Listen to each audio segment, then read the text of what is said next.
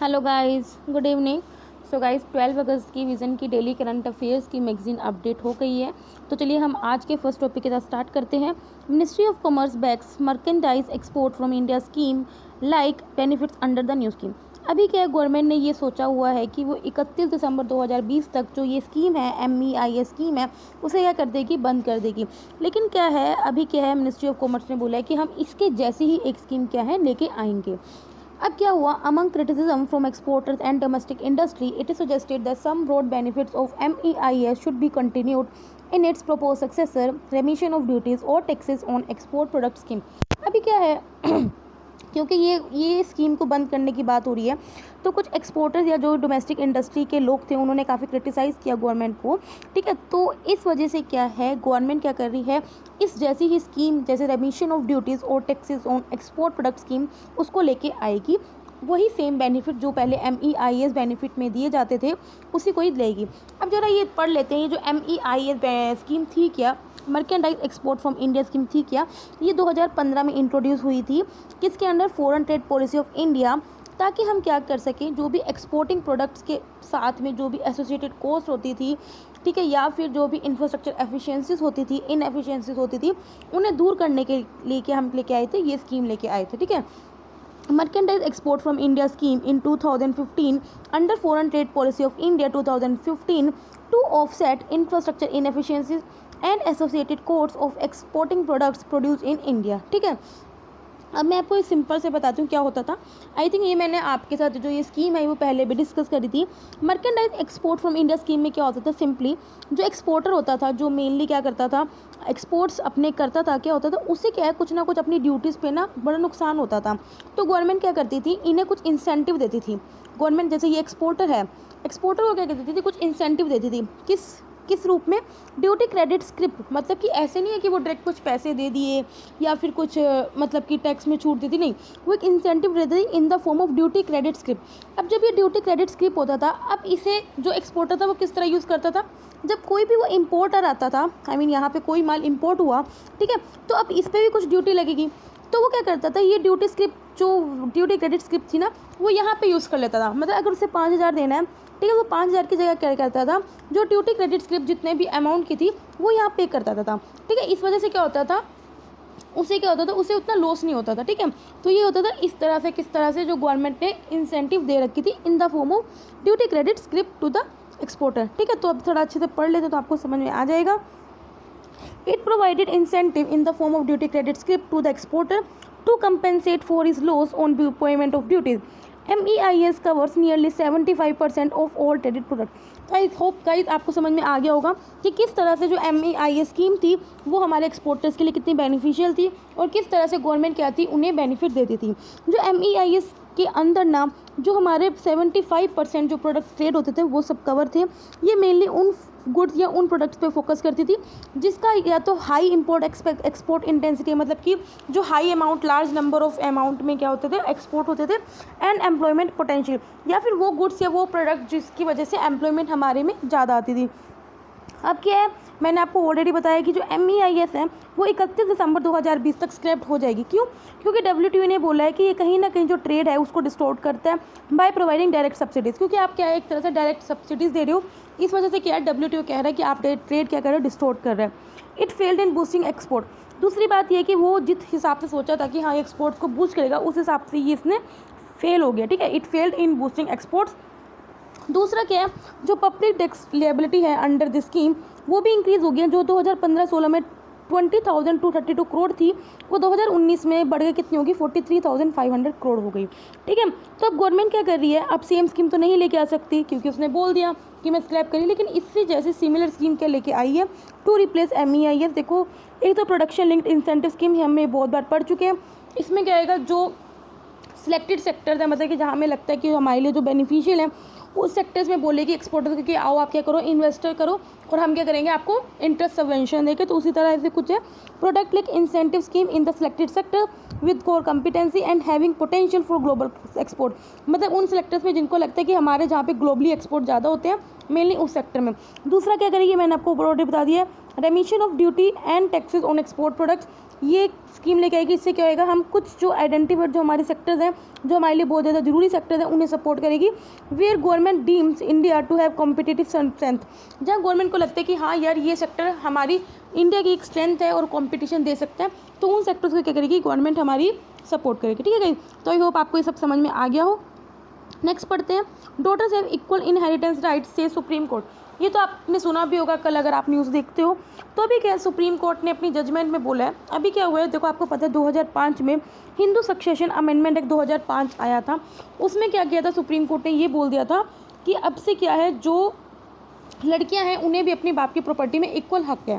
ठीक है, लेकिन फिर क्या हुआ, उसके बाद क्या है, कुछ कमी थी उसकी जजमेंट में, जो बहुत लोगों ने क्या किया, वहाँ पे अपील की। ठीक है, तो इस वजह से अब सुप्रीम कोर्ट ने अब क्या है, नई जजमेंट दी। ठीक है, तो यही है, supreme court judgment came on batch of appeals that raised a legal issue whether the Hindu succession amendment act 2005, क्योंकि इसमें इश्यूज़ क्या आ रहे थे, जो लोगों ने अपील किया, हैज़ अ रिट्रोस्पेक्टिव इफेक्ट, मतलब कि क्या वो पिछले डेट से जारी हो सकता है। रेट्रोस्पेक्टिव इफेक्ट का मतलब यही होता है कि पिछले डेट से कोई कानून बनाना। ठीक है, if the claim of women depended on the living status of the father as on amendment date 9/9/2005, supreme court ने जो 2005 में जजमेंट दी थी वो 9 सितंबर को दी थी। तो उस वक्त क्या था, उसमें सुप्रीम कोर्ट ने ऐसा बोल दिया था कि हाँ 9 सितंबर से पहले अगर किसी भी लड़की का पिता फादर मर चुके हैं तो क्या है, तो वो क्लेम नहीं कर सकते। ठीक है, तो ये कुछ क्वेश्चंस थे जिस वजह से क्या है, लोगों ने अपील करी, तो सुप्रीम कोर्ट ने क्या किया, अपनी जजमेंट अभी दोबारा पास करी। ठीक है, अब सुप्रीम कोर्ट ने क्या रूल किया कि जो वुमेन का राइट है, जो हिंदू की वुमेन का राइट है, उसका जो एंसेस्टर प्रॉपर्टी पे बर्थ राइट है। ठीक है, on this supreme court rule that Hindus women right to be joint heir to be the ancestor property is by birth, मतलब बर्थ राइट है और वो डिपेंड नहीं करता कि क्या उनके पिता जिंदा हैं या मर चुके हैं। ठीक है, and it is not dependent on whether her father was alive or not when the law was enacted in 2005, मतलब उन्होंने बोला जब 2005 में जब लॉ इनेक्ट हुआ था तो उस पर डिपेंड नहीं करता कि आपके पिता उस वक्त जिंदा थे या मर चुके थे तो ही आप वुमेन क्लेम कर सकती है, नहीं। ठीक है, तो इसका मतलब यही है कि वो रेट्रोस्पेक्टिव इफेक्ट से क्या है, मतलब कि पिछले डेट से वो जारी हो गया था। अब जो हिंदू सक्सेशन अमेंडमेंट 2005 में आया था वो ग्रांट करती है equal rights to women and men in the ancestor property, और ये बोलती है कि जो पर्सनल प्रॉपर्टी है उसमें भी उनका पूरा हक है। Where succession happens as per law and not through a will, जहाँ पे कोई भी सक्सेशन हो रहा है लॉ के वजह से, मतलब लॉ के थ्रू हो रहा है, ना कि विल के थ्रू, अपनी मर्जी के थ्रू नहीं, लॉ के थ्रू। ठीक है, 2005 अमेंडमेंट से पहले क्या होता, डॉटर्स को क्या है, मतलब कि इनहेरिटेंस राइट्स नहीं थे, ये था कि भी कुछ शेयर आप लेना चाहो तो दे सकते हो, लेकिन क्या है उनके पास बर्थ राइट नहीं थे। ठीक है, before the 2005 amendment daughters were entitled only to a share of their father's inheritance and were not independent coparceners. Coparceners का मतलब क्या होता है, a person who has a birth right to parental property like sons. ठीक है, तो उनके पास birth right नहीं थे। अब जब अमेंडमेंट आया तो उसने क्या किया, 9 सितंबर 2005 में इस क्लेम्स को कट ऑफ कर दिया। To avoid legal complication certain supreme court ruling has subsequently said that law would not apply to cases where the father had died before the law come into effect. ठीक है, तो ये कुछ issues थे जो हमने देख ली किस तरह से सुप्रीम कोर्ट ने द्वारा जजमेंट दी है, और ये बोल दिया कि फादर के लिविंग स्टेटस पर नहीं डिपेंड करता। ठीक है, क्योंकि वुमेन का जो राइट है वो क्या है, बाय बर्थ है। ठीक है, नेक्स्ट न्यूज़ पे चलते हैं। Government title norms for import of certain chemicals which can affect environment. अब क्या है, कुछ केमिकल्स ऐसे हैं जो हमारे इंपोर्ट होते हैं, दूसरी कंट्री से आते हैं, तो गवर्नमेंट ने क्या किया है, उन प्रोडक्ट्स पे, उन केमिकल्स पे क्या है, इंपोर्ट जो पॉलिसीज़ हैं उनको थोड़ा स्ट्रिक्ट कर दिया। क्यों, क्योंकि वो केमिकल्स हैं हमारे एनवायरनमेंट को इफेक्ट करते हैं। जरा देखते हैं, director general of the foreign trade inserted a new policy condition for import of various chemicals and plastic including carbon tetrachloride, chlorodifluoromethane and the dichlorotetrafluoroethane. देखो ये हमने कुछ केमिकल्स पढ़े और साथ में कुछ ऐसे केमिकल्स या कुछ ऐसे प्लास्टिक जो हमारे एनवायरनमेंट पे इफेक्ट करते हैं, तो director general of foreign trade ने उनके लिए क्या किया, उन केमिकल्स के लिए कुछ और नई गाइडलाइंस रखी हैं।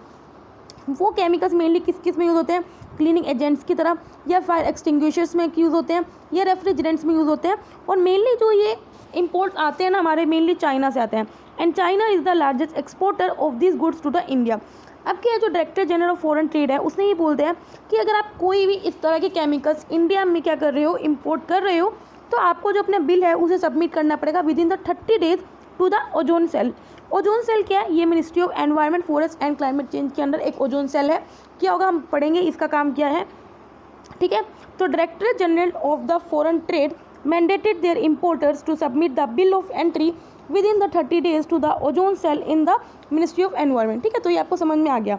अब ओजोन सेल का क्या काम है, देखो ओजोन सेल का काम यही है, ये क्या करता है, उन केमिकल्स को मेनली जो ओजोन डिप्लीटिंग सब्सटेंसेस हैं उनको क्या करता है, रेगुलेट करता है, उनकी प्रोडक्शन उनकी कंजप्शन को क्या करता है, रेगुलेट करता है। और ये किसके अंडर है, ये मिनिस्ट्री ऑफ एनवायरनमेंट के अंदर है। ठीक है, तो ozone cell is engage in phase out of production and consumption of chemicals hydrofluorocarbon with an accelerated phase out schedule as per the Montreal protocol.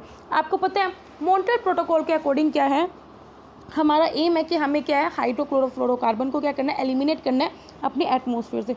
तो ये सबको कौन रेगुलेट कर रहा है, ये ओजोन सेल ही इसमें ड्यूटी है। ठीक है, अभी अगर आपने आज मेरे PT 365 एनवायरनमेंट की मैगजीन पढ़ी होगी तो हमने उसमें ये पूरा का पूरा सेम टॉपिक किया है। ठीक है, अब हाइड्रोक्लोरोफ्लोरोकार्बन क्या है, ये फ्लोरीन बेस्ड गैस है सेकंड जनरेशन।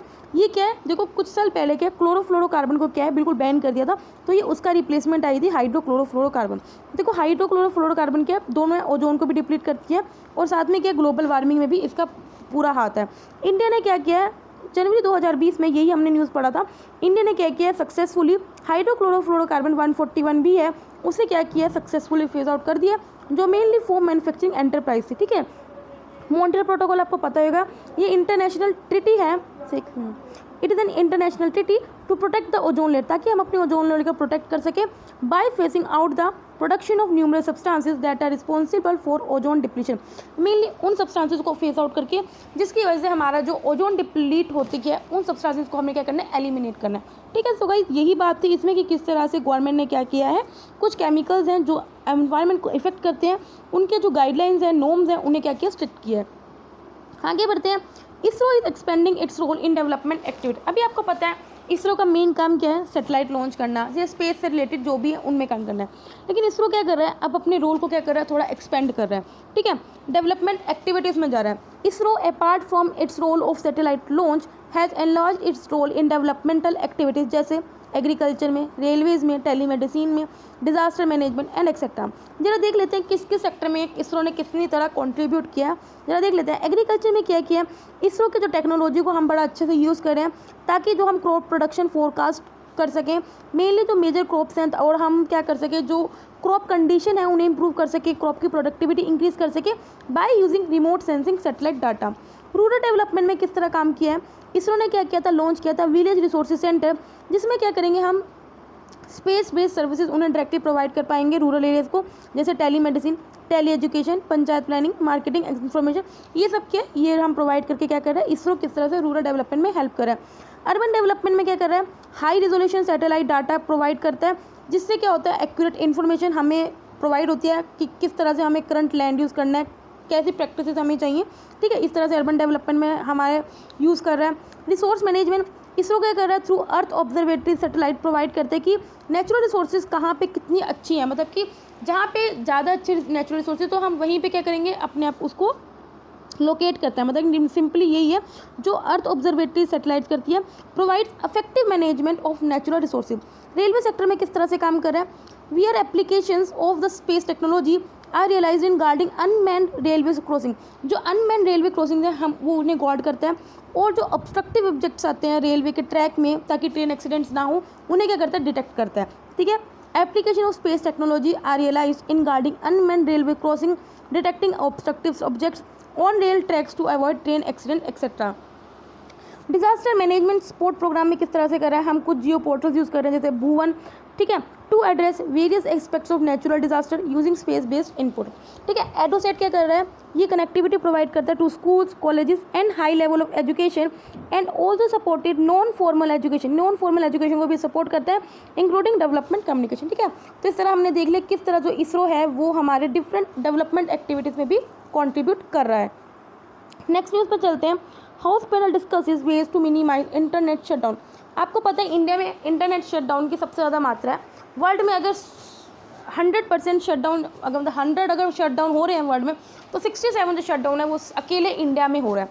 ठीक है, तो एक पार्लियामेंट्री स्टैंडिंग कमेटी है, इंफॉर्मेशन टेक्नोलॉजी थी, उसने डिस्कस किया कि किस तरह से जो हमारे इंटरनेट शटडाउन हैं हम उन्हें मिनिमाइज़ कर सकते हैं और क्या लॉजिकल वेज है हम उन्हें ज़्यादा यूज़ कर सकते हैं कि अगर हमें इंटरनेट कभी शट डाउन करना पड़ भी जाए तो ऐसे कौन से लॉजिकल वेज में हम सिर्फ इंटरनेट शट डाउन करें। ठीक है, parliamentary standing committee on information technology discuss ways to minimise internet shut down and prioritise more logical ways to order on internet shutdown. अभी क्या है, जो इंटरनेट शटडाउन का मतलब आपको पता ही है, हम क्या करना है, इंटरनेट को जो एक्सेस कोड क्या करते हैं, डिसेबल कर देना एज अ होल, या तो मतलब कि पूरे भारत में करो या किसी आप पर्टिकुलर लोकेलिटी में भी कर सकते हो। ठीक है, या पर्टिकुलर स्टेट में भी कर सकते हो for any duration of time. ठीक है, या जब 2 घंटे के लिए चाहे करो, चाहे 1 दिन के लिए करो। अब जब अयोध्या का वर्ल्ड आया था तो मेनली 1 दिन के लिए क्या किया था, उन्होंने इंटरनेट शट डाउन कर दिया था। India had been responsible for 67% of world documented shut down in 2018। अगर हम 2018 का डाटा देखें तो इंडिया अकेला 67% ऑफ द वर्ल्ड शटडाउन के लिए रिस्पॉन्सिबल है। रीज़न क्या है, हम इतने शटडाउन क्यों करते हैं भाई? एक तो फेक न्यूज़ सर्कुलेशन बहुत होता है, आपको पता है, सोशल मीडिया की वजह से हमें सबसे ज़्यादा शटडाउन करना पड़ता है। फॉर मेंटेनिंग इंटरनल सिक्योरिटी, या ऐसे इश्यूज़ की भी जो मूवीज़ हैं उनके अगेंस्ट प्रोटेस्ट ना हो, जैसे यार किसी पद्मावती के मूवी के अगेंस्ट कितना प्रोटेस्ट हुआ, तो इन जैसी चीज़ों से हम क्या बचने के लिए करते हैं, हम इंटरनेट शटडाउन कर देते हैं। प्रिवेंटिंग चीटिंग इन एग्जामिनेशन, कभी देखना जब जहाँ पे एग्जाम सेंटर बना होता है ना, वहाँ पे भी क्या कर देते हैं, वो इंटरनेट शट डाउन करते हैं। ठीक है, मतलब मुझे खुद का एक्सपीरियंस है, मेरी सिटी में जब भी किसी संडे को एग्जाम होता था, गवर्नमेंट एग्जाम होता था, उस संडे क्या कर देते ये लोग, क्या कर देते थे, इंटरनेट शट डाउन कर देते थे, मतलब 6-7 घंटे के लिए, दैट इज। ठीक है, तो ये होता है कि कुछ ऐसे रीजन है, इस वजह से क्या इंटरनेट शट डाउन करते हैं। अब इसका इम्पैक्ट क्या है भाई?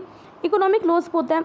2012 से 2017 का अगर हम 5 साल का डेटा देखा जाए तो $3 बिलियन का हमें नुकसान हुआ है। दूसरा ये क्या है, हमारा जो एक फंडामेंटल राइट भी, अब आपको पता है राइट टू इंटरनेट हमारा अंडर आर्टिकल 29 क्या है, 21 हमारा ये फंडामेंटल राइट है। तो इस वजह से हमारी सिविल लिबर्टीज़ या जो हमारे कॉन्स्टिट्यूशनल राइट्स हैं सिटीजन के, वो भी इफेक्ट होते हैं। यूएन ने भी डिक्लेयर किया हुआ है internet as a basic human right in 2016। अब क्या है, जो हम ये इंटरनेट शट डाउन करते हैं वो किस लॉ के तहत करते हैं? ठीक है, तो हम बता देते हैं, स्टेट का जो मेनली होम डिपार्टमेंट है वही एनफोर्स करता है शटडाउन को। ठीक है, जो अपनी पावर कहाँ से ट्रो करते हैं, the temporary suspension of telecom services, public emergency और पब्लिक सेफ्टी रूल 2017। तो ये रूल है, इसके अंडर क्या है, इसके पास पावर है कि अगर हम शटडाउन कर सकते हैं इंटरनेट को। और क्या लॉज हैं जो इंटरनेट शटडाउन से रिलेटेड है? सेक्शन 144 है क्रिमिनल प्रोसीजर कोड का। ठीक है, और इंडियन टेलीग्राफ एक्ट है 1885 का। ठीक है, तो चलिए आपको छोटी छोटी न्यूज़ पढ़ लेते हैं। कृषि में national agriculture research and education system cloud infrastructure and services. देखो ये जो हमने क्लाउड इंफ्रास्ट्रक्चर बनाया, देखो नाम से ही पता चल रहा है कुछ डाटा स्टोरेज का है। तो यही है कि इसका एम यही है कि जो हमारा जो गवर्नमेंट का जो इस रिसर्च बॉडी है ICAR, that is the Indian council of agriculture research है, इसके डाटा को हम प्रोटेक्ट करने के लिए हमने क्या किया, इस क्लाउड को बनाया है। कृषि में किसके द्वारा सेटअप किया गया है? ये under national agriculture higher education project के अंदर सेटअप किया गया। और इसे फंड कौन कर रहा है? हमारी गवर्नमेंट और वर्ल्ड बैंक दोनों फंड कर रहे हैं। ये किसके कहाँ सेटअप हुए? जो कृषि में के कहाँ सेटअप हुए? ये हुआ है national academy of agriculture research management, जो कि हैदराबाद में। ठीक है, तो यही था इस न्यूज़ में। आगे बढ़ते हैं। अपैरल एक्सपोर्ट प्रमोशन काउंसिल, आपको नाम से ही पता चल रहा होगा इसका काम क्या है, ताकि हम जो गारमेंट सेक्टर का जो एक्सपोर्ट है उसे क्या कर सके, प्रमोट कर सके। तो यही काम कर रहा है। अभी जो मिनिस्ट्री ऑफ MSME है उसने क्या किया, AEPC that is the apparel export promotion council को बोला है कि आपको कुछ ऐसे मेजर्स लेने चाहिए जिसमें क्या कर सके, हम अपना जो अपैरल सेक्टर को प्रमोट, एक्सपोर्ट को क्या कर सके, प्रमोट कर सके और दुगना कर सके। ठीक है, 2 गुना बढ़ा सके। AEPC क्या है? ऑफिशियल बॉडी है अपैरल एक्सपोर्टर्स की इंडिया में, जो असिस्टेंस प्रोवाइड करती है इंडिया के एक्सपोर्टर्स को, और एज वेल एज जो इंपोर्टर्स या फिर जो इंटरनेशनल बायर्स को, उन्हें क्या करती है, असिस्टेंस प्रोवाइड करती है, ताकि वो इंडिया को एक प्रेफर्ड सोर्सिंग डेस्टिनेशन जो उन्हें गारमेंट्स के लिए। ठीक है, इसका एम क्या है? देखो नाम से पता चला, इसका एम यही है कि ताकि हम जो इंडिया की जो अपैरल इंडस्ट्री है उसे प्रमोट कर सके, सपोर्ट कर सके, फैसिलिटेट कर सके, to enhance its competitive advantage and global positioning, ताकि ग्लोबली जो इसका रैंक है वो कितना एनहेंस हो सके, बढ़ सके। अभी कौन स्पॉन्सर करेगा? ये मिनिस्ट्री ऑफ टेक्सटाइल्स क्या करती है, स्पॉन्सर करती है। Second edition of student entrepreneurship programme. अभी ये जो स्टूडेंट एंटरप्रेन्योरशिप प्रोग्राम है किसके द्वारा लॉन्च किया गया है? नीति आयोग के अटल इनोवेशन मिशन के द्वारा क्या गया, लॉन्च किया गया है। किसके साथ कोलैब करके? Dell technologies. ठीक है, ये आपको पता होना चाहिए, डेल टेक्नोलॉजी, ये इंपॉर्टेंट बन जाता है। किसके साथ कोलैब किया? डेल टेक्नोलॉजीज के साथ कोलैब करके नीति आयोग के अटल इनोवेशन मिशन ने लॉन्च किया है। ये किसके लिए किया? ताकि हम जो यंग इनोवेटर हैं अटल टिंकरिंग लैब्स के, उन्हें क्या कर सके, इनोवेट कर सकें। ठीक है, अभी इसके अंडर क्या आएगा, उन्हें जो स्टूडेंट्स होंगे उन्हें मेंटर सपोर्ट मिलेगी, उन्हें टेस्टिंग एंड प्रोटोटाइपिंग सपोर्ट मिलेगी। जो उनके इंटेलेक्चुअल प्रॉपर्टी मतलब कि जो वो खुद जो न्यू कुछ इनोवेट कर रहे हैं उनकी रजिस्ट्रेशन होगी, इंटेलेक्चुअल प्रॉपर्टी रजिस्ट्रेशन होगी। पेटेंटिंग ऑफ आइडिया, जो उनके न्यू आइडियाज़ हैं, इनोवेटिव आइडियाज़ हैं, उनके पेटेंट होंगे फ्रॉम डेल वॉलंटियर। जो स्टूडेंट एंटरप्रेन्योरशिप प्रोग्राम है 360 डिग्री डेवलपमेंट प्रोग्राम है। 360 डिग्री डेवलपमेंट प्रोग्राम का मतलब यही है कि आप उसे हर एक ऑलराउंडर बनाओगे बच्चे को, ठीक है, ताकि वो फ्यूचर टेक्नोलॉजी के लिए रेडी रहे, फ्यूचर टेक्नोलॉजी के वो लीडर्स बन सके या एंटरप्रेन्योर्स बन सके। ये किसके लिए डेडिकेटेड है? ताकि हम स्टूडेंट्स की जो इनोवेटिव स्पिरिट है उसे एनकरेज कर सके और उनके जो लीडरशिप क्वालिटी है या जो भी उनके पास एंटरप्रेन्योर स्किल्स हैं उन्हें क्या कर सके, एक हम नर्चर कर सके, ठीक है। तो यही है जो स्टूडेंट एंटरप्रेन्योरशिप प्रोग्राम के अंडर क्या है। स्वच्छ Bharat mission academy launched by ministry of जल शक्ति। मिनिस्ट्री ऑफ जल शक्ति ने अभी स्वच्छ भारत मिशन अकेडमी क्या करी, लॉन्च करी है। ये क्या होएगा? It is an interactive voice response based training course होगा। किस पे? Open defecation free plus programme. तो गाइस पहले क्या था, ओपन डेफिकेशन फ्री हमारा प्रोग्राम चल रहा था। ओपन डेफिकेशन फ्री में यही था कि हमें जो अपनी सिटीज़ हैं या फिर विलेजेस हैं उसे क्या शौच मुक्त मतलब खुले में शौच नहीं करना है, उसे मुक्त बनाना है। तो इसमें मोदी गवर्नमेंट ने काफ़ी मतलब कि टॉयलेट्स बनाए, ठीक है। तो अभी क्या है, अब क्या कर रहा है, ODF प्लस प्रोग्राम चल रहा है। प्लस प्रोग्राम में क्या है, हमें साथ में क्या करना है, सॉलिड और लिक्विड मैनेजमेंट भी करना है, जो solid and liquid waste management भी करना है, ठीक है। तो ODF प्लस क्या है, ये एक्सटेंशन है ODF प्रोग्राम का, किसके अंडर है, स्वच्छ भारत मिशन के अंडर ही है। इसका ऑब्जेक्टिव क्या है कि हमें ODF प्रोग्राम को तो सस्टेन करना ही करना है, साथ में जो solid and liquid waste management है इसे भी हमें साथ में करना है। जो स्वच्छ भारत मिशन अकेडमी है इसका एम यही है ताकि जो हम जो स्वच्छ ग्राहीज हैं उनके जो कैपेसिटी बिल्डिंग है उन्हें बढ़ा सकें, या फिर जो भी ऑर्गेनाइजेशन जो इसके अंदर मतलब कि एंगेज्ड हैं, या जो NGOs या जो सेल्फ हेल्प ग्रुप्स या जो भी इसके साथ एसोसिएटेड हैं फेज सेकंड ऑफ स्वच्छ भारत मिशन, उनके क्या कर सके, उनकी कैपेसिटी बिल्डिंग बूस्ट कर सके, ठीक है। आगे बढ़ते हैं। Collapse of Canada's Milne ice shelf. अभी क्या है, जो कनाडा की जो मिल आइस शेल्फ है वो उसके अंदर से 40% आइस क्या है, खो चुकी है, मतलब ख़त्म हो चुके हैं, वो भी सिर्फ 2 दिन में, ठीक है। जो आइस शेल्फ्स क्या होते हैं, ice shelves permanent floating sheets of ice होती हैं जो लैंड मास के साथ कनेक्ट हो सकती हैं। ये कहीं भी फॉर्म हो सकती हैं जहाँ पे आइस फ्लो करती है from land into the cold ocean water, ठीक है। अभी क्या है, अभी आपको ये पता भी होगा जो आर्कटिक ओशन है वहाँ पे क्या है, बहुत ज़्यादा तेज़ रफ्तार में जो आइस है, बर्फ़ है, वो पिघल रही है, ठीक है। इसी वजह से आर्कटिक एम्प्लीफिकेशन बोलते हैं वहाँ पे, ठीक है। It has increased fear of Arctic region being under severe stress due to the global warming. Arctic region is warming at twice the rate compared to the rest of the planet due to the feedback mechanism known as Arctic amplification. देखो Arctic amplification बोलते इसी को ही है कि अगर पूरा globally जो temperature अगर 1 डिग्री सेल्सियस राइज हो रहा है तो जो आर्कटिक का एटमॉस्फेयर है वहाँ पे जो टेम्परेचर राइज हो रहा है वो डबल रेट में हो रहा है, मतलब वहाँ पे 2 डिग्री सेल्सियस रेट से क्या है टेम्परेचर बढ़ रहा है। तो इसी को ही बोलते हैं आर्कटिक एम्प्लीफिकेशन, ठीक है। तो आर्कटिक रीजन क्या है, बहुत ज़्यादा वार्म हो रहा है, twice the rate as compare to the rest of the planet. तो इसी को क्या बोलते हैं, आर्कटिक एम्प्लीफिकेशन। प्रोजेक्ट चीता, देखो प्रोजेक्ट चीता क्या है, इस प्रोजेक्ट के अंडर क्या है, 90 Huron drones of the 3 defense services would be upgraded to be armed with laser guided bombs, air to ground and air launched anti-tank guided missile। देखो आपको पता है हमारी 3 डिफेंस सर्विसेज हैं, आर्मी, नेवी, एयरफोर्स। उनके पास जो हीरोन ड्रोन्स हैं उन्हें क्या करेंगे, हम अपग्रेड करेंगे और उन्हें हम लिंक करेंगे किसका, लेज़र गाइडेड बॉम्ब्स के साथ, या एयर टू ग्राउंड या air launch anti tank guided missiles के साथ। हीरोन क्या है, देखो ड्रोन तो आपको समझते ही होंगे, ड्रोन तो आजकल मैरिजेस में भी यूज़ होते हैं फोटोग्राफी के लिए। हीरोन से क्या होएगा, ये मीडियम एल्टीट्यूड, देखो long endurance unmanned air vehicle है, मतलब कि ये बिना ऑटोमेटिकली चलता है, अनमैन्ड एयर व्हीकल है। ये प्राइमरी डिज़ाइन हुआ था किस तरह से हम मतलब कि नज़र रख सकें सर्विलेंस ऑपरेशंस के लिए या स्ट्रेटेजिक जो भी हमें नज़र रखनी है, तो इसके लिए मेनली डेवलप हुआ था। अभी हीरोन ये कौन डिज़ाइन करते हैं, कौन मैन्युफैक्चर करता है, तो ये आपको पता होना चाहिए, इजराइल एरोस्पेस इंडस्ट्रीज़ क्या है उसे मैन्युफैक्चर करती है। चलिए सन स्पोर्ट्स क्या होता है, देखो अगर मैं आपको एडवाइस करूँगी, अगर आप बच्चे इंस्टाग्राम चलाते हो तो आप क्या कर सकते हो, वहाँ पे जो नासा, एयरफोर्स, नेवी, इन सब के जो पेजेस हैं ना, ऑफिशियल पेज हैं, उनको आप लाइक कर सकते हो, फॉलो कर सकते हो। तो आपको क्या है ना, आप थोड़ा अपडेटेड रहोगे, आपको न्यूज़ का पता चलता रहेगा, ठीक है। तो यही है, अगर आपने लाइक किया होगा तो आपको पता होगा सनस्पॉट ये न्यूज़ में था कल, इंस्टाग्राम पे पेज पे था, ठीक है। जो नासा की जो सोलर डायनेमिक्स ऑब्जर्वेटरी है उसने क्या किया है, कुछ सनस्पॉट के ग्रुप को क्या किया है, ऑब्जर्व किया है, ठीक है। सन स्पॉट होता क्या है, सन का कुछ एरिया जहाँ पे थोड़ा सा क्या डार्क एरिया होता है, ठीक है। वो क्यों होता है, क्योंकि वहाँ पे जो सन का जो एटमॉस्फेयर होता है रिलेटिवली कूलर होता है as compare to the surrounding parts, ठीक है। A sunspot is an area on the sun that appears dark on the surface as they are relatively cooler than the surrounding part. Sunspot बनता क्यों है? क्योंकि strong magnetic field lines की वजह से क्या बनता है? सन स्पॉट बनता है। Sunspot form due to the strong magnetic field lines and coming up from within the sun. ठीक है, जो मोस्टली जो सन स्पॉट्स होते हैं वो ग्रुप्स में अपीयर होते हैं। ठीक है, मतलब कि ग्रुप्स में होते हैं, इंडिविजुअल नहीं होते हैं, क्योंकि और उनका सबका अपना अपना मैग्नेटिक फील्ड होता है। Whose polarity reverses during every solar cycle which takes around 11 year. आपको पता है जो सोलर साइकिल होती है वो 11 साल की होती है। हर 11 साल बाद क्या होती है, जो इनकी पोलैरिटी होती है वो रिवर्स होती है। ठीक है, तो ये आज 12 अगस्त के डेली करंट अफेयर्स खत्म हो गया। अगर आपको अच्छा लगे तो लाइक कर देना, और अगर आपको कोई दिक्कत हो तो आप मुझे कमेंट करना। तब तक ले बाय बाय, टाटा।